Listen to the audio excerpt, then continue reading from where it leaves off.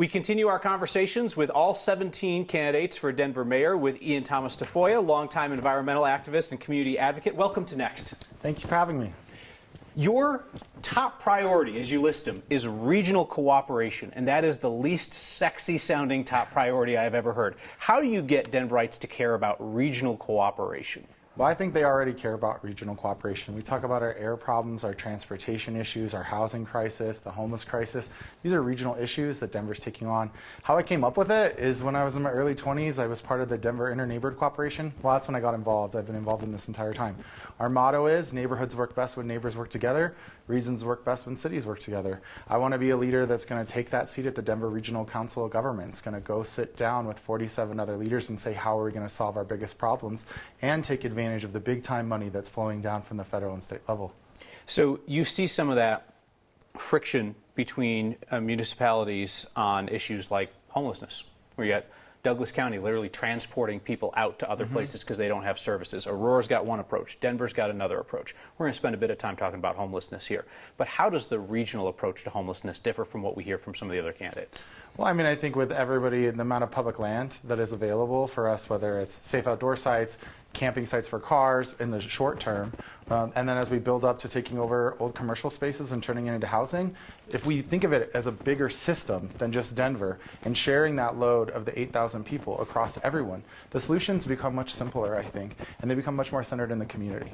Somebody's going to say, I heard Ean Thomas say he was going to take people experiencing homelessness in Denver and move them to insert town name here. Well, they're already doing that. I live on the edge of Denver and Lakewood. People are going back and forth, and their rangers are saying, not on this side, not on that side. Even worse, in Adams County, where I've literally seen people living on the fence line of Suncor. That's unacceptable. These aren't good solutions. We have to find safe outdoor spaces for everyone. So you founded a group called Headwaters Protectors that provides water and trash service along with health supplies to people who are living in Denver's encampments. I understand how that makes living in an encampment safer. Does it reduce homelessness? Absolutely, because we've been able to connect people to services. We've directly been able to help people get connected to the programs. We offer them on our Instagram, and not only for the Instagram, the reason they're on there is so we can train our volunteers, the people who come and watch it. Because at the end of the day, we all need to be interacting with these individuals to make them feel like they're part of the community, and it works. It is the happiest day in the world when you see somebody who's been moved into getting a voucher and then moves from a voucher into a house. We've seen it happen because we're almost 3 years old. There are a few candidates in the race that I think have as much face-to-face contact with the unhoused population as you do. When you hear the broader conversation about homelessness in Denver, do you hear disconnects from your actual conversations with people? Absolutely. It comes down to what we've been saying in the debates, actually, which is if you want to ask somebody to move, you need to go talk to them. You need to build a relationship with it. Most people are pretty easygoing once you start talking to them and you're like, hey, over on, let's say, Stout and Broadway, you're in a bike lane. Yeah, you're right. We're in a bike lane. Can we get you to move off the bike lane? Absolutely. Do you want us to help you get this trash away? Certainly. Hey, we have the tools to do it too. And what I've noticed is there's a little bit of tough love in it. I know a lot of candidates are talking about tough love. When you tell people, hey, you can't live this way, we don't want you to live this way, you show up in an encampment, all of a sudden people pop up and they go, oh man, I've been waiting for some people to help us with this. I've been waiting for us to have some service finally. And I think when we talk to them, they want to see our services grow. And you know, we've operated Headwaters Protectors on 28 grand for 3 years. We've trained more than 600 people. We're making a real big difference. I would love to see programs like ours grow. So you take something on the size and scale of the city budget and turn it loose with your mindset. And what practically changes from what the Hancock administration does, which is offer people services, but then says, but you got to go, and kind of chases them around in circles? Well, they're not really offering that many services. When we saw the trash pile up until it was 4 feet high in front of our city and county building, in front of our library downtown, that wasn't offering services. So I don't think what changes is actually how they look, the aesthetics of an encampment. It changes. The ability for somebody to have the critical health, public health needs that they have, that changes. You know how many people on the street are desperately looking for feminine hygiene products, menstrual products? So many. When you can change that for somebody, it changes their whole experience. When someone washes their face and washes their hands, it changes their whole experience. I think I said this in the debate. The very first day of Headwaters Protectors, I washed the hands of a man who started crying. He said he hadn't washed them 5 days during the pandemic. It's unacceptable. It's the Headwaters State, excuse me. We have a huge responsibility to protect the water and the people. What happens when you offer services, you meet somebody with compassion, and they say, no, I'm going to stay right here? Because that's where the candidates have started to diverge. Some people are saying, we absolutely will move people, as the Hancock administration says. Some others say we will arrest people who refuse to move. What would you do? Well, what I can tell you is that we will move people by destroying their property is not making any sense to me. It sets people drastically back. It's not environmental to throw away good tents. We've been able to work with these people to salvage their tents when they're moving. It's like what I said in the debate. You got to go back and talk to them again. It has to be a people-centered solution. There are only 8,000 of these individuals. We can spend the time to get the easiest people who are ready to move off the streets, and then we can concentrate the services on supporting these people and talking it through. That's the entire point of the STAR program, right? It's that you can go down there, have a conversation with somebody who's in crisis. Usually they move off of it. Being an educator, I know that. So given your proximity to folks experiencing homelessness, what do you think, numbers-wise, is the group of people who are truly resistant to services, interested in living as they are, or something like that? What do you think that population is? Well, I don't know about numbers, but what I'll tell you is most of the people who want to live on the street that truly feel like they can survive without any help from anybody else, you don't see them. They find ways, they're camping in places you don't even know when they're driving by. Now, there are some people who don't want to move because they are strung out. They're absolutely strung out. I've had conversations with these individuals. What I can tell you is, starting with a glass of water, a conversation, getting them warm, I swear to God, we saved somebody's life once in front of Sonny Lawson's Park in the middle of a cold weather. I'd never seen somebody shivering like that in my life. They were resistant to services, but after we had a conversation with them, we helped them. Do you think that people have the right to live on public streets if they want to? I don't think that system's working for everybody. I think we should come up with safe outdoor sites that people can go camp at. It actually worked regionally during the pandemic. After I brought my plan that I've talked about scaling safe outdoor sites, we got all the way to Alan Salzar in the mayor's office. It died. So where did I go? I went to the Regional Council of Governments, had great conversations with Allison Coombs out in Aurora. We could talk about how we could make a better system. Look at the park system, and you know I come from the environmental world. Look at the park system on BLM land. They have different rules about how you can camp, all the way up to our own Chief Hosta Park, where you can go and you can get access to, you can only camp a certain amount of days. You can access water, electricity, sanitation, and security through rangers. I think we can come up with a tiered system like that for the people who truly are not ready to come inside yet. Does a city that takes the approach you're suggesting become a magnet for folks who wish to live outdoors or be in some type of community like that from other cities? You talk about that push-pull factor. Do you think that exists? Which city are we talking about? You mean, are somebody going to get on a bus from California to come to Denver? No, I don't think that's true. We've seen the analysis. Most of the people who are on house are living in Denver or from Colorado, right? I don't think that's going to happen. Again, it shouldn't just be Denver's burden. We need to be working collectively across our county lines and across our city lines to address this. And I should also say regional cooperation depends on having a good working relationship with Governor Polis, because we have the resource to solve some of these problems. I was about to say it's interesting. It's interesting how rarely we hear from the governor on the issue of homelessness, considering how important it is to so many people in the metro area. If you were elected governor, you obviously would have a big bully pulpit, as would the governor. What would you directly say to the governor? Well, if I was elected mayor instead of governor, yeah, I think that's what you said. I would say let's work together. Just like we found a way to get past our humps on the Environmental Justice Act to a place where we could actually remake more than 18 agencies and departments below them for environmental justice, or how we fought collectively to reduce rates and create free public transit across the state of Colorado. And I want to be clear, if you're the governor, you have problems with unhoused people all across the state of Colorado. If you go up to Carbondale, there are people who are living behind the Walmart. You go down to Durango, there are people living up the hill. Everybody knows where they are. We have to find solutions that work for everyone.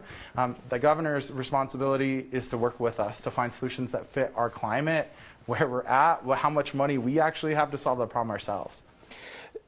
You helped lead the Green Roof Initiative here in town, and the We Don't Waste Initiative. If you were elected mayor, should businesses expect more of the same in terms of asking more of them, more of their resources? Some would say they're going to pass that on to their customers in terms of environmental initiatives. What I would say is that we already have programs in place for businesses, and I want to invite them in to actually accessing them. If you look at the Denver Green Business Program, it's been in existence for many, many years. I don't think enough people are certifiable green businesses yet. There are state resources. Through my day job with Green Latinos, it's my responsibility to work with people to say, you know what, it's time to make this change. They usually understand why. Let's help you make it financially.